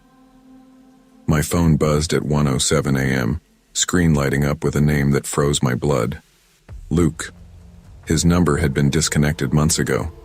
Hands shaking, I answered, but only static filled the line. I hung up, convinced it was some cruel prank, maybe one of our buddies trying to spook me. But the calls didn't stop. Night after night, the phone would ring at impossible hours, and sometimes there was a voice, soft, low, and achingly familiar. "You have to tell the truth," it said. I dropped the phone like it had burned me. My heart hammered in my chest. I told myself it was stress, grief, maybe even hallucinations. But when I picked up the phone again, the voicemail waited. And it wasn't just words. It was Luke. His voice, his cadence, even the way he said my name. I couldn't breathe. At first I tried to laugh it off. I told myself it had to be one of our friends pulling strings, splicing old recordings. Luke and I had spent hours on video games, late-night calls, joking about girls, life, whatever. There was plenty of material someone could use. But the messages didn't sound like recycled jokes, they were intimate. Specific. One night, I pressed play and heard, "Remember the fishing trip? You threw up on my shoes, man. I never let you live it down." No one else had known about that. We'd promised not to tell a soul. My stomach dropped. Another message came a week later, the voice cracking with emotion. "You weren't supposed to drive. You weren't supposed to." I didn't sleep that night. I stared at the ceiling until dawn, replaying every moment of the crash in my head. Did I drive? Was I lying to myself? My mind kept fracturing the memory like a broken mirror. Some pieces showed Luke alone, others showed me behind the wheel. School suffered. My teachers pulled me aside asking if I was okay. At the hardware store, I mixed up orders, dropped boxes, once nearly knocked over a ladder with a customer on it. My mom asked if I was still grieving. I lied and said I was fine. But the phone calls never stopped. Always late, always with that same voice. Sometimes pleading, sometimes accusing. You have to tell the truth, Darren. You owe me. The guilt hollowed me out. I couldn't look at myself in the mirror without seeing blood on my hands. Finally, one cold evening in early April, I drove to Luke's house. His parents answered the door, faces worn with grief that mirrored my own. I sat at their kitchen table, hands trembling, and confessed. "I think it was my fault," I whispered. That night, I was drunk. I think I drove. Their silence was a knife. His mom's eyes filled with tears, and his dad shook his head slowly. "Darren, you weren't in the car," his dad said. "Luke was alone. We know that. The police know that." Confusion and relief and terror crashed through me all at once. "No, that can't be. I remember." "You're grieving," his mom said gently. "Your memory's playing tricks on you. Don't punish yourself like this." But the phone calls didn't care about police reports or grieving parents. They grew sharper, clearer. Luke's voice haunting me, demanding, accusing. And I started to wonder if maybe I wasn't imagining after all. Sleep became a stranger. I'd sit in my room at night waiting for the phone to ring, dreading it but unable to resist. When it buzzed, I'd answer on the first ring, desperate to hear his voice even as it destroyed me. One night, the voice said, "Why'd you let me drive alone? Why didn't you stop me?" I shouted into the phone, "I tried. I told you not to go, But the line went dead. The next day I walked the crash site, a stretch of road slick with spring rain. I stood by the tree that had ended his life, my shoes sinking into mud, and tried to remember. The night replayed in fragments, the argument, the headlights. Luke's face twisted in frustration. But the harder I tried, the less I trusted what I saw. Had I imagined being in the car? Had my guilt twisted memory into something unbearable? I started carrying the phone everywhere, even in the shower, terrified I'd miss a call. My mom noticed the bags under my eyes, the way I jumped at every sound. "You're scaring me," she said one morning, her hand brushing my cheek. "I'm fine," I lied. But I wasn't fine. I was unraveling. Then one night, I played back a voicemail I'd ignored in class earlier. Luke's voice was steady this time, less pleading, more resigned. "You keep forgetting, Darren. You weren't there, but you know who was." The line went dead, and I stared at the phone until my vision blurred. Someone else? Who? I ransacked my memory, pulling apart every detail of that night. Luke had fought with me, yes, but hadn't he also fought with someone else at the party? Someone whose face I couldn't quite place? The guilt that had consumed me began to warp into something else. Fear. By late April, the phone calls stopped being random. They felt deliberate, timed, as if Luke, or whatever was left of him, was guiding me. One night I got a call just past midnight. The message was longer this time, words spilling out with urgency. "Check the glove box, Darren. I left it there. You'll see the truth." I froze. The car had been towed months ago, wrecked beyond repair, but something about the message rang true. The next day I tracked down the impound lot, begged the manager to let me see what was left of Luke's Civic. The man eyed me warily, but eventually agreed. The car was a twisted shell, glass shattered, metal bent. My chest tightened at the sight, but I pushed forward. The glove box hung half open. Inside, buried under registration papers, was a small tape recorder. My hands shook as I lifted it, pressing play. Static filled the air, then Luke's voice emerged. Not a ghost this time, not a phantom call. A real recording. "If something happens to me, it won't be an accident. It's Mason. He's been threatening me since the party. Said he'd make me regret humiliating him. If I die, tell the truth." My legs gave out and I sat hard on the ground. Mason. A name I hadn't thought about in months.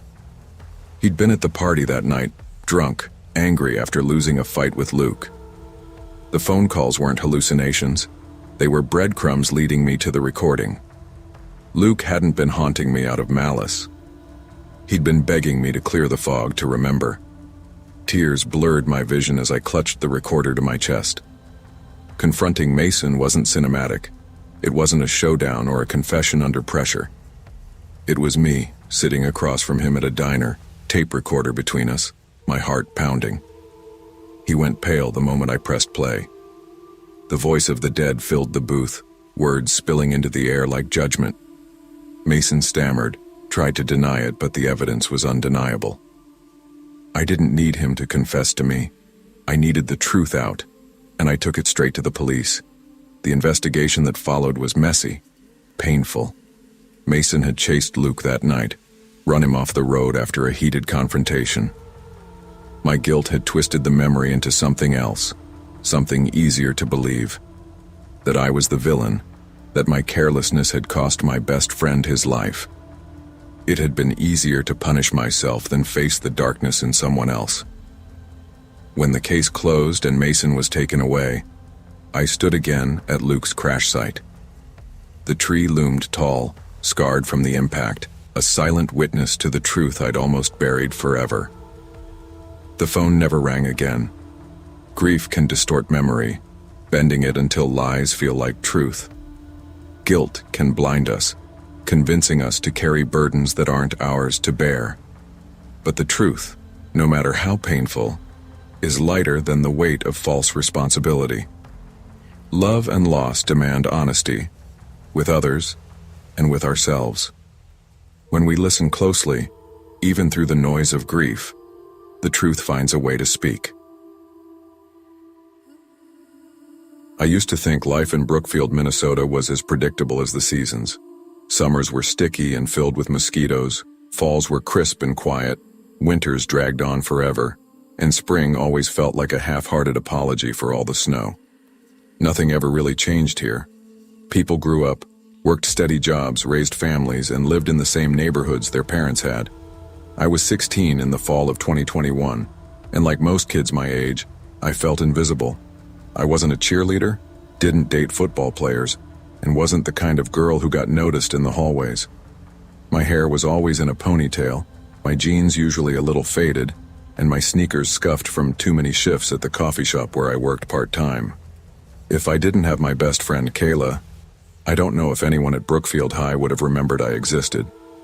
Kayla was my opposite in almost every way, outgoing, loud, and always with some boy texting her. She was the one who told me, "Brooke, you've got to live a little. Download one of those apps. Meet someone. You're not going to find your soulmate waiting tables at the coffee shop." I laughed it off for weeks, but one night when I was lying in bed scrolling through TikTok while my mom worked her overnight shift at the hospital, and my dad was already asleep, the silence of the house got to me. I opened the app store, typed in dating, and downloaded TrueMatch. Most of the guys who messaged me were older or creepy. Their profiles screamed, "Run." But then there was Tyler Reeves, 17, lived in Fairhaven, just one town over, and his profile picture showed him with a golden retriever and a beat-up Honda Civic. He had an easy smile, one that looked real, not like he was trying too hard. His bio said, "Just looking for someone real. Tired of games." His first message hit me in a way none of the others did. "You have kind eyes. Most people don't notice small things like that. I do." No one had ever said anything like that to me before. I stared at the screen for a long time, rereading it, before I typed back, "Thanks, that's nice." That was the beginning. Tyler wasn't like the other guys. He asked about my favorite books, about Cooper, our old family dog, and about my dream of studying veterinary medicine one day. He remembered the details too. When I said my mom was working nights, he'd ask the next day how she was holding up. When I mentioned Kayla by name, he remembered who she was. "You're different," I told him once. "So are you," he wrote back. For the first time in my life, I felt seen. For weeks, Tyler and I messaged every day. He wasn't pushy. He didn't send weird photos or pressure me to meet up right away. When he asked about school, he didn't roll his eyes when I talked about AP biology. He told me he liked that I cared about something. The first time we met in person was by accident, or at least that's how it felt. One rainy night in late September, my ride home from the coffee shop bailed. I stood under the awning, rain soaking through my sneakers, when Tyler texted, Need a ride? I'm nearby. I hesitated, my mom's voice echoing in my head about never getting into cars with boys you meet online.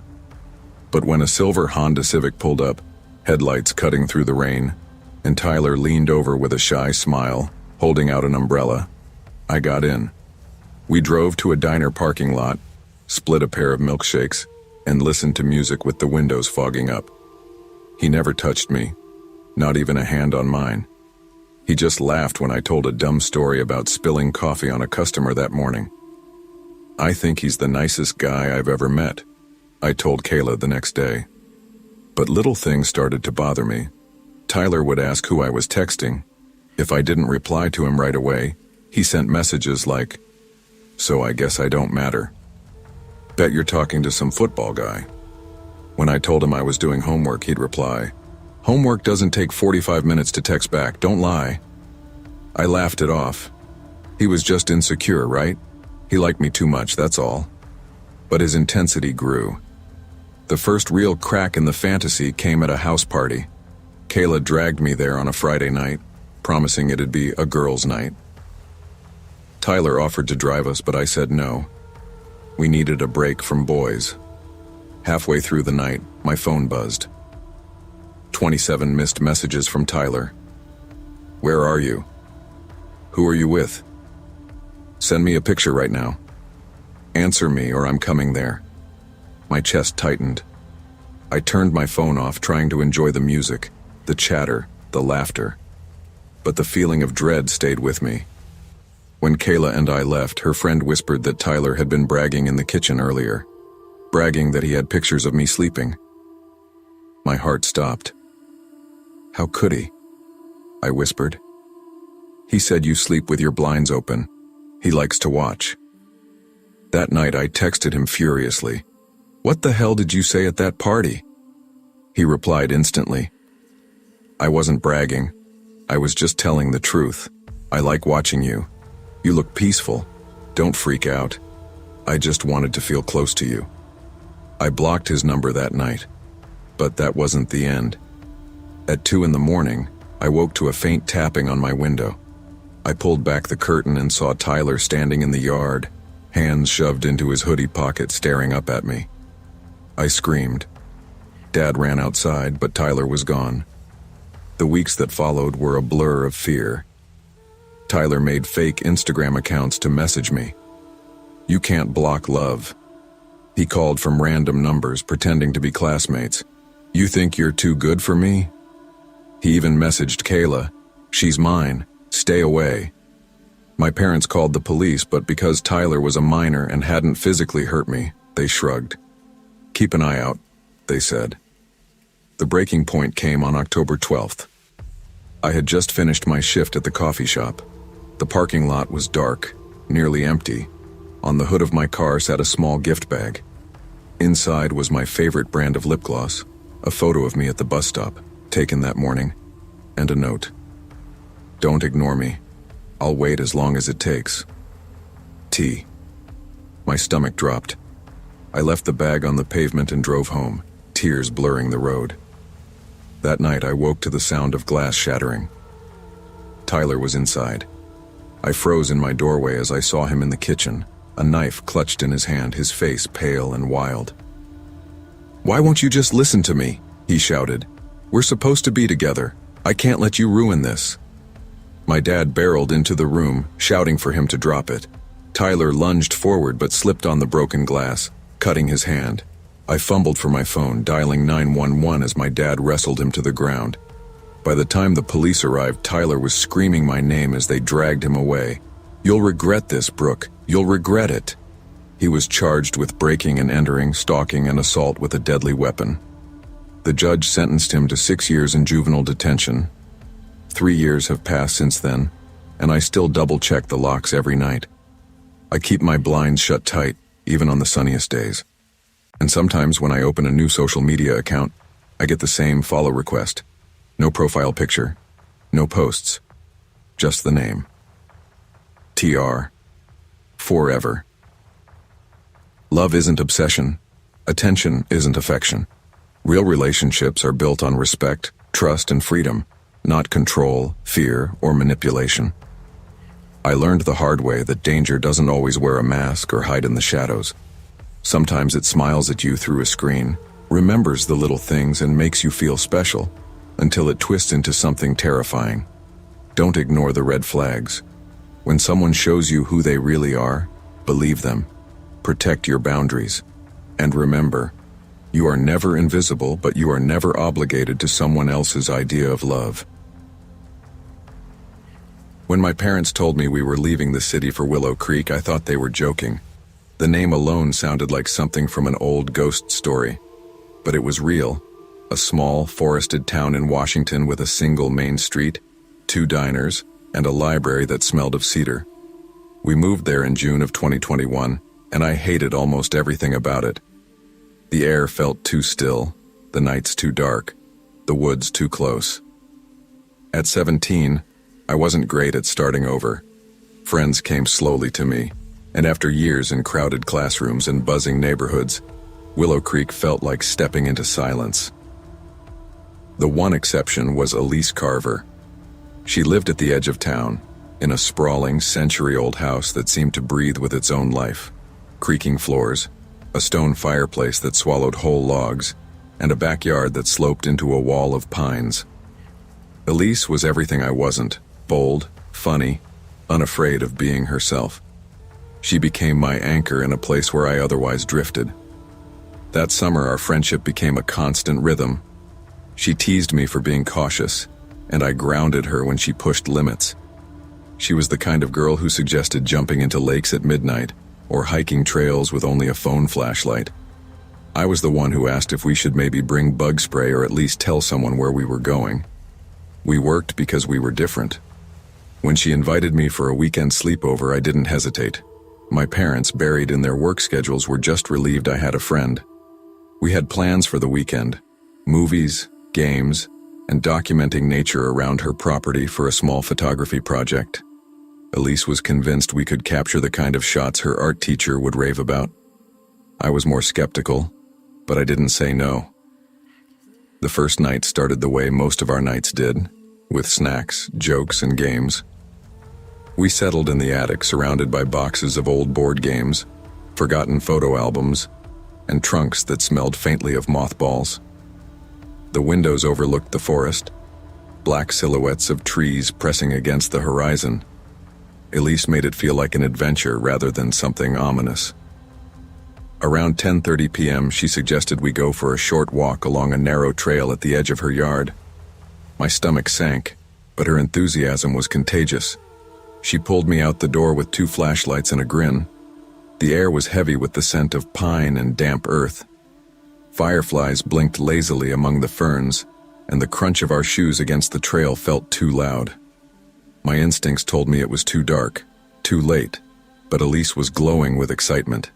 She pointed out trees like landmarks, describing where the trail eventually opened into a meadow. That was when I heard it, the rustling in the underbrush. At first I thought it was a deer, but the low growl that followed wasn't like any animal I recognized. I froze, clutching my flashlight tighter. "Relax," Elise whispered, grinning. "It's probably a raccoon." I tried to laugh, but the sound stuck in my throat. My flashlight beam jittered over the trees, catching only shadows. Then came the snapping of a branch, loud, deliberate. Elise flinched this time. We both swung our beams toward the sound, but the woods stared back in silence. Just as I exhaled, I saw it, a faint glint in the distance, like light bouncing off glass or metal. It moved slowly, too high for an animal's eyes, too steady to be chance. My pulse hammered in my ears. "Did you see that?" I whispered. Elise shook her head quickly, though I could tell she had. We turned back, quickening our pace, but the sound behind us, footsteps, subtle but distinct, mirrored every move. We reached Elise's house in record time, slamming the back door shut and locking it. My hands were shaking so badly I nearly dropped the flashlight. Elise, trying to brush it off, laughed nervously and said, "Okay, that was creepy, but it's fine, it's nothing." But I knew from the look in her eyes that she didn't believe her own words. We retreated to the attic, throwing ourselves into movies to drown the unease. The glow of the screen, the hum of the old DVD player, the crackle of popcorn. It should have been comforting. But I couldn't shake the feeling of being watched. Every creak of the house made me flinch. Around 1:30 a.m., I heard it, a soft tapping at the window. At first I thought it was branches shifting in the wind, but the rhythm was too precise, too intentional. Tap. Pause. Tap, tap. "Elise," I whispered, nudging her. She frowned, hitting pause on the movie. The room fell into silence, and the tapping came again. We both turned toward the window. Nothing but blackness pressed against the glass. Then, without warning, my camera, left on the floor, flashed. The burst of light startled us both, freezing the room in stark white for a second. The camera had been off, its battery nearly dead. Yet the flash repeated, again and again, as if triggered from outside. My skin prickled. "I think someone's out there," I whispered. Elise's bravado faltered. She chewed her lip, her gaze flicking to the attic door. "It's probably, I don't know, a reflection?" But neither of us believed that. The tapping grew louder, more deliberate.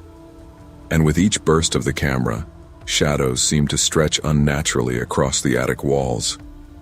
My chest tightened as though the air itself had grown heavy.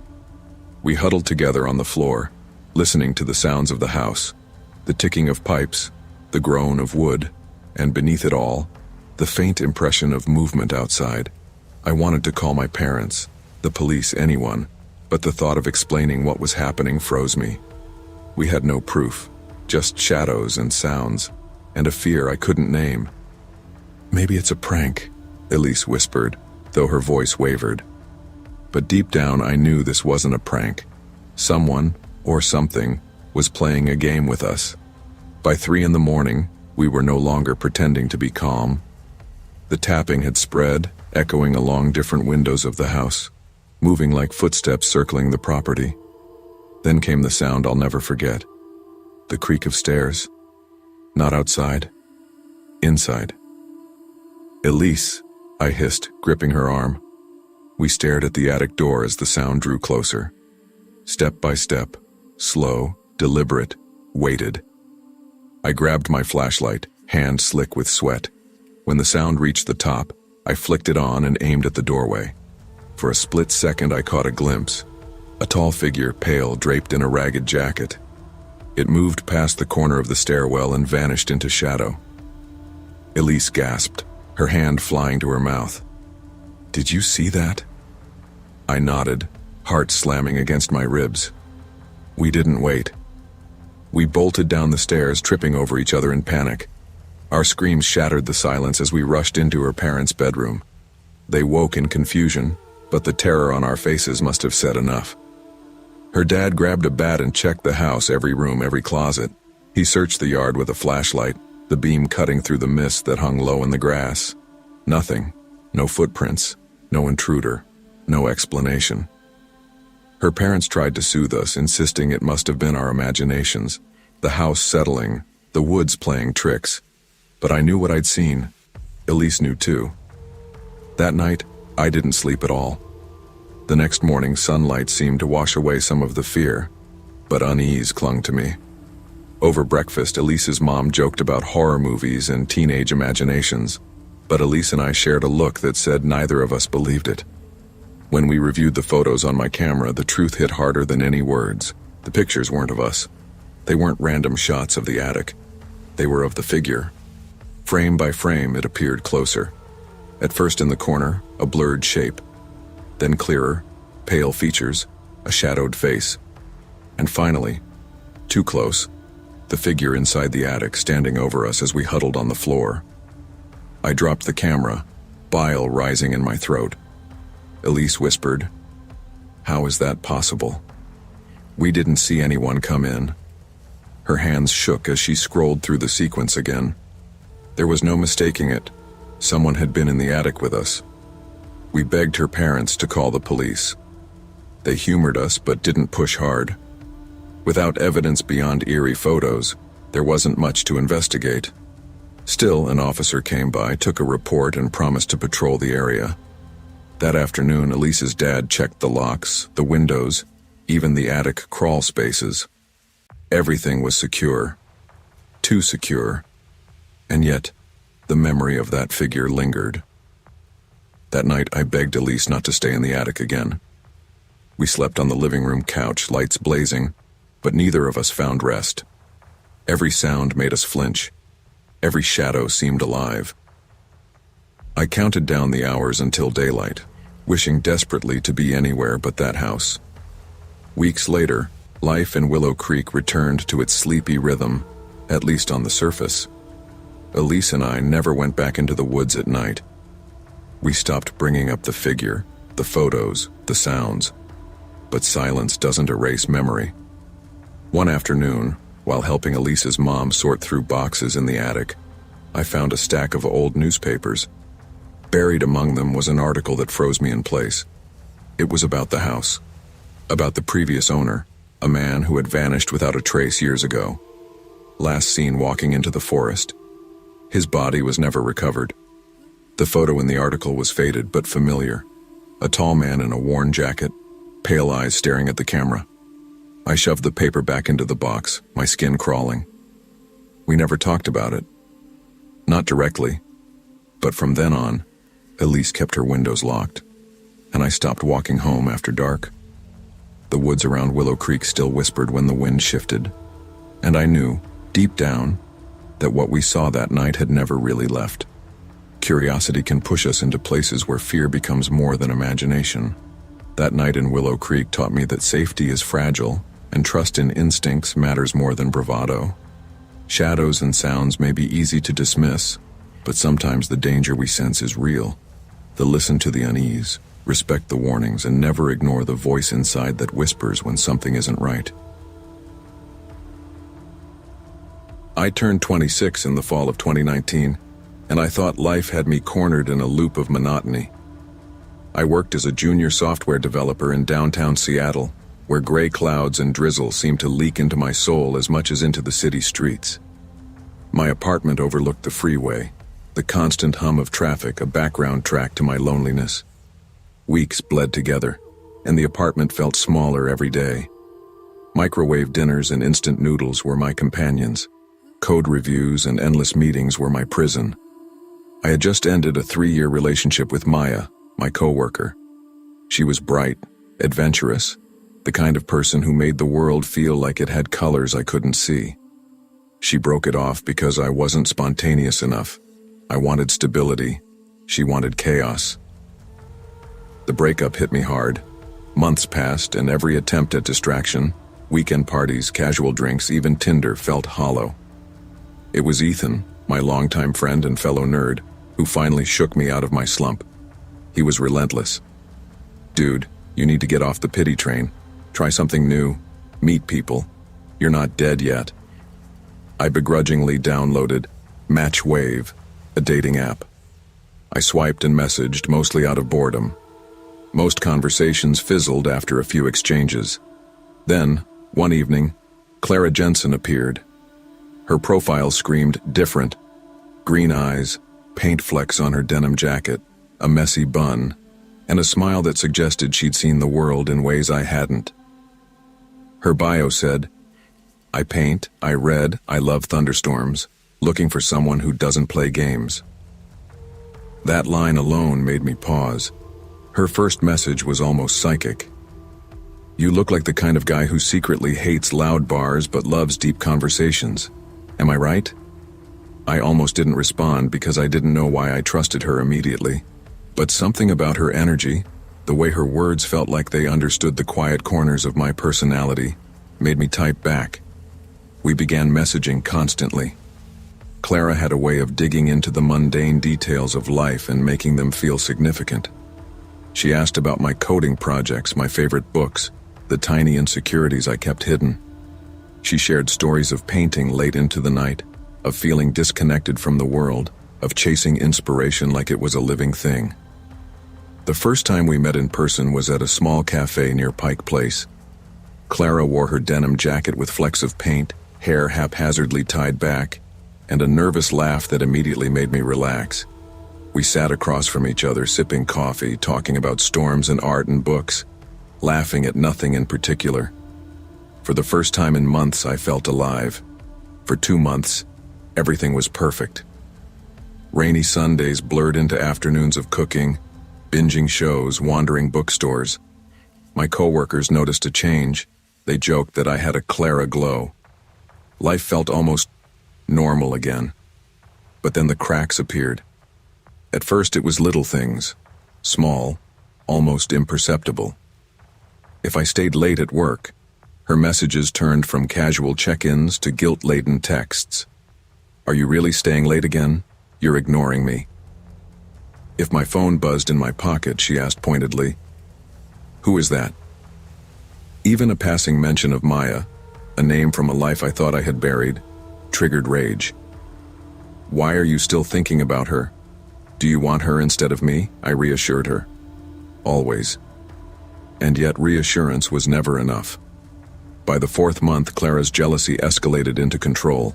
She demanded to know about every interaction I had at work. Once she accused me of flirting with my team lead because I laughed at a joke during a meeting. She hated Ethan, claiming he was a bad influence on me. The first big violation came when I left my laptop open. Clara scrolled through my Slack messages without permission, questioning every smiley face. When I confronted her, she erupted, throwing my phone across the room, then crying until I apologized. I felt trapped. Every step I took seemed calculated to avoid setting her off. The lies started next. She told me her father was dead, only for me to later overhear her speaking to him on the phone. She claimed a part-time job at an art studio, but the owner confirmed she never worked there. When I confronted her, she screamed, sobbed, and somehow convinced me I had overreacted. It was subtle at first, the little manipulations that made me question my own judgment. She whispered, "You just don't get it. I love you so much it scares me. Don't leave me." And every time I gave in. The breaking point came one Friday evening. I went to a co-worker's birthday dinner without her, something that should have been trivial. That night my phone buzzed endlessly, 47 messages. When I returned, Clara sat on my couch, dark circles under her eyes, mascara streaked down her cheeks. "I thought you were cheating. I thought you were leaving me. She held a bottle of pills and my stomach dropped. "Relax. I didn't. But now you know how serious I am about us." 2 weeks later, I attempted to break things off. She laughed. "You don't get to leave me. I'd rather die than let you go." Soon, Ethan called me. Clara had shown up at his apartment, screaming at him to stay away from her man. The next day, HR received an email from Clara, claiming I had harassed coworkers. My boss dismissed it, but the humiliation left scars. I blocked her everywhere, changed my number, moved apartments. For a time, I thought it was over. Then, the painting appeared. I came home one night to a portrait of me, sitting asleep in my apartment rendered in perfect detail. Clara had been inside. The police took a report but explained that without direct threats, there wasn't much they could do. The following week, my new girlfriend Rachel received a fake Instagram account posting her selfies with captions threatening her. She broke up with me, shaken. Exactly what Clara wanted. Months passed. I tried to reclaim my life, but Clara's presence lingered, invisible and insidious like smoke that fills a room long after the fire is gone. The last time I saw her was March 2021. I was on the late bus home, headphones in, scrolling emails, when I saw her reflection 2 rows ahead, smiling slowly, like she had a secret I wasn't supposed to know. I ran off the bus, heart pounding, all the way home. Even now, 2 years later, I receive burner emails, photos of me walking, sitting in a cafe, unlocking my door. The subject line is always the same. Still ours. See, I've changed cities, jobs, and routines. I avoid dating apps. But I know her shadow lingers, patient and watching. The lesson I've learned is harsh. Trust is fragile, boundaries matter, and obsession can hide behind warmth and charm. Love can blind us, and vulnerability can be exploited by those with controlling or unstable behavior. It's essential to recognize the signs of manipulation and obsession early, to protect personal boundaries, and never compromise safety for the illusion of connection. Real love respects autonomy. Obsession does not.